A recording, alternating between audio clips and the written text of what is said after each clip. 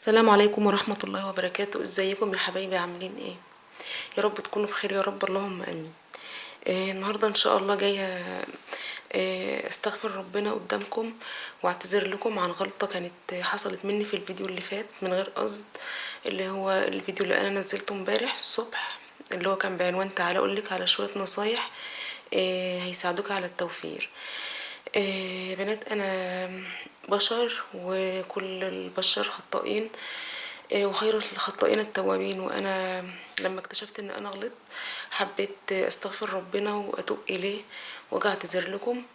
الغلطة اللي انا غلطتها في الفيديو اللي فات كانت بالنسبة لموضوع ان انا قلت ان احنا ممكن نقول للبياع ان التلاجة بتاعتنا بايظة عشان نخرج يعني بكل شياكة وكده، وهي ما تعتبرش كده. انا لما بصراحة نزلت الفيديو على القناة وقعدت كده اتفرجت عليه وسمعت نفسي وانا بقول كده، قعدت افكر قلت ازاي هي مش كدبة يعني. إيه، احنا لما تكون تلاجتنا يعني كويسة ومش بايظة ولا حاجة وقلنا ان هي بايظة، اكيد ده تعتبر كدبة. إيه، وانا قلت الكلمة ديت وخلاص اتكتبت عليا ان هي كدبة، فاني اقول لكم ان هي ما تعتبرش كدبة فده طبعا غلط، وده غلط غير مقصود. فعايزة بس اوضح لكم ان انا مش من الناس اللي برتب الكلام قبل ما بطلع اتكلم، او بكون كاتباه او محضراه.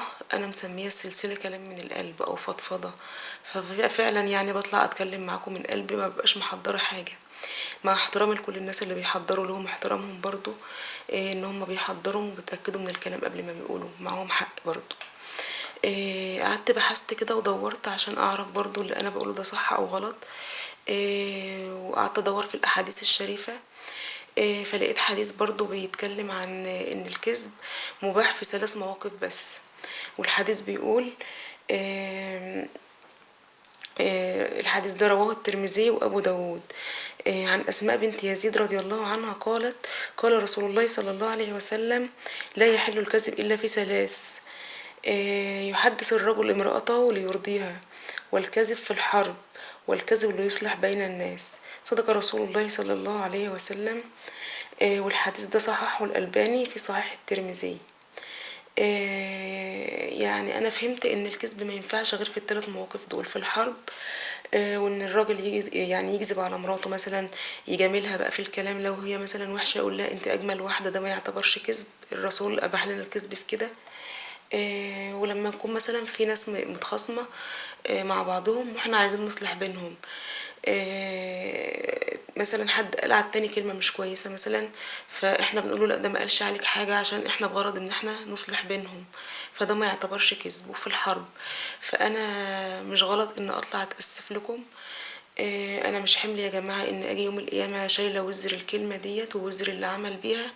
ممكن حد من مشاهدين القناة اصدقائي حبايبي يطلعوا برضو يعملوا زي ما انا قلت كده، ويقولوا للناس فعلا ان مثلا تلاجتهم بايظة او يعني حاجات من هذا القبيل، وتنكتب عليهم كذبة ويشيلوا الوزر ده، وانا كمان اكون شلت وزرهم.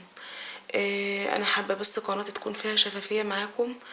آه، وكمان اي كلمة بقولها هنا امانة وهتسأل عنها يوم القيامة. فحبيت ان اطلع اوضح الغلطة الغير مقصودة ديت، فسامحوني يا حبايبي، وغلطة غير مقصودة. وانا دلوقتي قدامكم بشهد ربنا ان انا ما كنتش اقصد، ما كنتش فاهمة معناها. ولما قعدت بيني وبين نفسي فكرت كتير ودورت وبحثت، وجبت الحديث دوت وعرفت ان انا ما ينفعش اكذب واقول ان تلاجتي بايظه. احنا ممكن نخرج بشياكه برضو من الموقف ونقول احنا مثلا معناش فلوس الحاجه ديت، او ان احنا وقت تاني هنيجي نشتري الكميه اللي احنا عاوزينها تاني.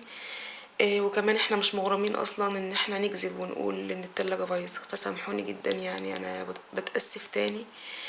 حبيت اوضح لكم بس الغلطه البسيطه ديت علشان محدش يعمل زي ما انا قلت. محبتش ان انا اوضحها في صندوق الوصف او في تعليق، قلت لازم اطلع اقول في فيديو علشان اوضحها اكتر.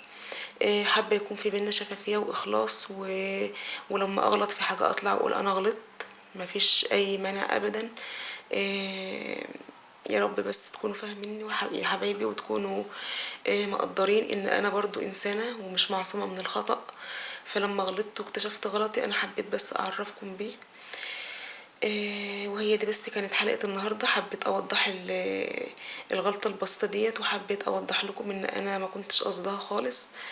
آم، آم، يعني بشكركم جدا على كل التعليقات الجميلة اللي كتبتوها لي. وعايزة كمان اقول لكم اي كلمة انا بطلع اقولها ما ببقاش مرتبها خالص، والله بتبقى من قلبي يعني. فعشان كده انا قلت الكلمة دي من غير قصد، فاستغفر الله العظيم رب العرش العظيم واتوب اليه. وبتأسف لكم كمان مرة، بتأسف لكم، اسفة اسفة جدا اني قلت كلمة ممكن تكون غلط. آم، وديت ان شاء الله هتكون اخر مرة، وبعد كده ان شاء الله انا هتحقق وهستعلم عن اي حاجة او معلومة بتخص الدين قبل ما بقولها، علشان دي امانة هتسأل عنها يوم القيامة. واسيبكم في رعاية الله وامنه، والسلام عليكم ورحمة الله وبركاته.